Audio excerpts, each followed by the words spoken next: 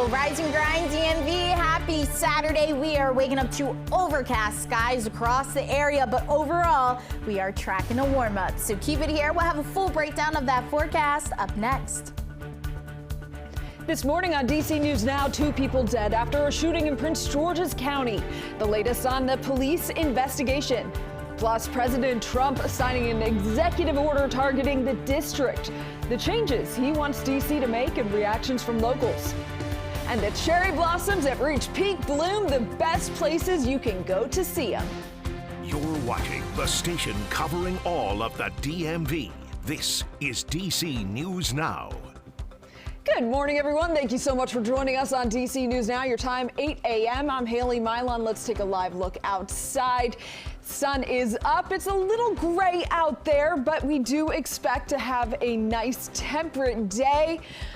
Roslyn looking good, and Brittany Ward joining us to get us set for our Saturday. And Brittany, nothing but good temperatures today. Good temperatures indeed. We are going to be tracking potentially our first 80-degree day of 2025. And then if you are going to be heading out to the cherry blossoms or even the kite festivals, those temperatures right now are already on the warmer side, so you don't even need the jacket this morning. We are sitting at 65 degrees in DC, 68 as you head over there to Lexington Park, so you're almost flirting with the 70s at this hour. 58 currently in Hagerstown, 61 there in Frederick, and these warm temperatures will be sticking around as we head through much of the day today. In fact, we're about 5 to even 20 degrees warmer right now than what we were yesterday, and highs today expected to be in the 80s. So overall, not bad. We do have southwesterly winds right now, staying at about 8 miles per hour here in DC. We'll start to see those winds pick up as we head through the afternoon, and these winds will also usher in some of that wildfire smoke that's happening right now in the Carolinas. So you could see a bit of a haze as we head through the area today. Could also smell the smoke as well. So keep it here. We'll have a full breakdown of your weekend forecast, Haley, up next. Brittany, thank you so much. Well, the cherry blossoms, they have reached peak bloom just as the National Park Service predicted. Full bloom hit yesterday. Thousands of visitors already flooding to the tidal basin. National Park Service says crowds are only going to grow the next few days and weeks. Now, this is a tradition, but for some, it's their first time seeing the blossoms, and they say it's breathtaking. This is just spectacular. I've seen like isolated cherry blossom trees here and there, but not like this. And a pro tip from longtime admirers, you can avoid the crowds at the tidal basin by going over to Bloomeroo at the wharf. And that's not all. There are places across the DMV where you'll see cherry blossoms without as many visitors, including spots in Maryland. Our Kevon Dupree covers Montgomery County for us, and he heard from neighbors who say some of the best places to view the blossoms are right in their own backyards. Several families came here to the Kenwood neighborhood Friday to see the cherry blossoms in peak bloom. Those I talked to say they chose to come here because it's a peaceful, less crowded environment. We know Kenwood is very pretty, quiet. This neighborhood is great. I'm really grateful to be here. Yeah. Experiencing cherry blossoms in peak bloom without the large crowds. We came up here to kind of enjoy it on our own time. Joshua Mahuna and Lily Schachter typically come to the Kenwood neighborhood each spring. I love the cherry blossoms because it symbolizes the end of winter. Schachter is originally from Brooklyn. She says cherry blossoms are popular there as well, and she's loved them since she was a child. It's a different species. They're a pink, very pink kind of blossom. Pauline Jamry, who has lived in D.C. for the last 12 years, is also familiar with their beauty. I love that you can go driving and it's almost like the Christmas lights, right? Like you just drive down and you see all the beautiful trees. But Jamry's sister Caroline is visiting from St. Louis, and this is her first time ever seeing the cherry blossoms. Pictures don't do it as much justice as seeing it in person. Many families trying to take full advantage of this year's peak bloom. We were just taking pictures and just kind of taking it all in. I took a few shots of them walking, right? So it's like very dreamy in that way too. And the National Park Service predicts peak bloom to last from March 28th to March 31st. Reporting in Bethesda, I'm Kevon Dupree, DC News Now.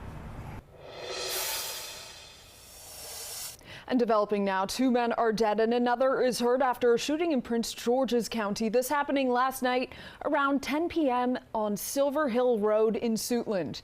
The first man was found dead inside of a car, while the second was found in a nearby business. Right now, no one is in custody for the shooting. If you've got any information surrounding the incident, you should contact police. And happening now, President Donald Trump signing a new executive order targeting D.C. The order creating the D.C. Safe and Beautiful Task Force.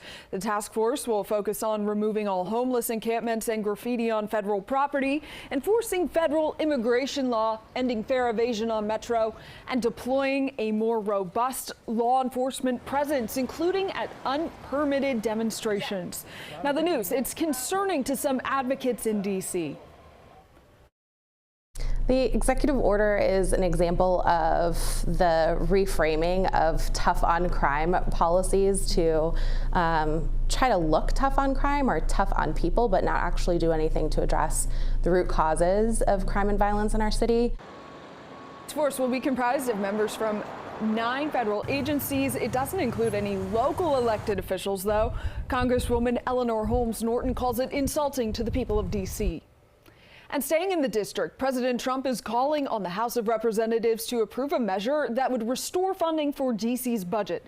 Last month, Congress passed a funding bill that included stripping more than $1 billion from D.C.'s fiscal budget this year. That's the district's money, though, paid for by D.C. taxpayers. The Senate passed a bill to restore that funding. The House plans to vote on the measure before it breaks for recess. Officials are working on a security plan ahead of World Pride in June. The global event is set to draw thousands of visitors, and some local gay bar owners are concerned with the current political climate and if this will be a safe event for the LGBTQ community. Our Ben Dennis has more on those concerns from DuPont Circle. DC's annual Pride Parade and Festival, set for a more sizable celebration. The district will host the annual World Pride May 17th through June 8th. Organizers anticipate 2 to 3 million people. My biggest worry, and I've told this, what could we have done? Inside Crush Dance Bar at 14th and U Street, Stephen Rutgers is among bar owners awaiting a game plan from police. All of us together can work together. Among ideas near his bar, jersey walls to protect pedestrians on sidewalks, similar to the bar scene in Adams Morgan on 18th Street.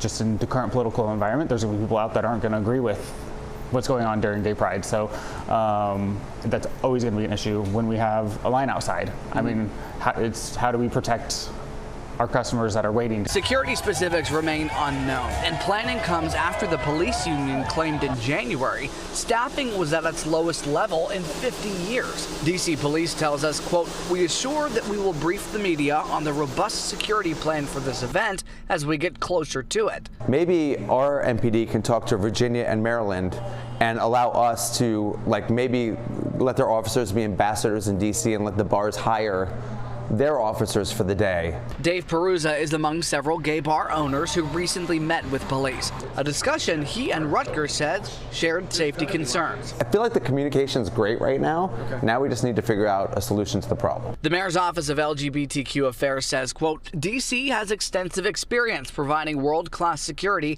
and hospitality for large-scale public events, and this will be no exception. Good.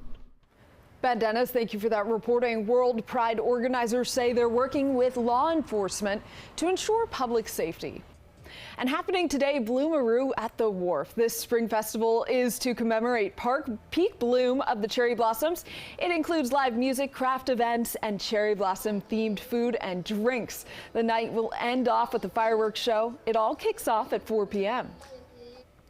Now, Bloomaroo isn't the only way you can celebrate the cherry blossom's peak bloom here, and there are plenty of themed events for you to check out today and tomorrow. There's the Cherry Blossom Freedom Walk. It's a free event at the Japanese American Memorial. It starts this morning at 9.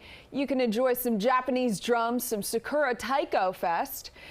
Now, the event features several performing groups across the country. They'll play at the Sylvan Theater from noon until 5 all weekend long. And tomorrow, there's an afternoon tea in DuPont Circle. There you can sip on some tea from local businesses. That event is from noon until 2. It's also free. Brittany, so much going on this weekend. A lot of flower sniffing, a lot of sniffling, probably a lot of sneezing. Yeah, I was gonna say, probably gonna be sneezing a lot, especially if you plan on heading to the cherry blossoms later on today, but the forecast at least will be in your favor. Now, you allergy sufferers, unfortunately, the pollen count will be on the higher side today, so keep that in mind. But in terms of your forecast, we're going to be holding on to the lower 60s as we head right around 9 o'clock this morning, still holding on to cloudy skies. A bit of a breeze as we head through the afternoon. Temperatures by 2 o'clock expected to be in the upper 70s. Highs today getting into the 80s. And then as we end out your day, still going to be holding on to mostly cloudy skies. So keep it here. We'll have a full breakdown of this forecast, Haley, and what to expect up next.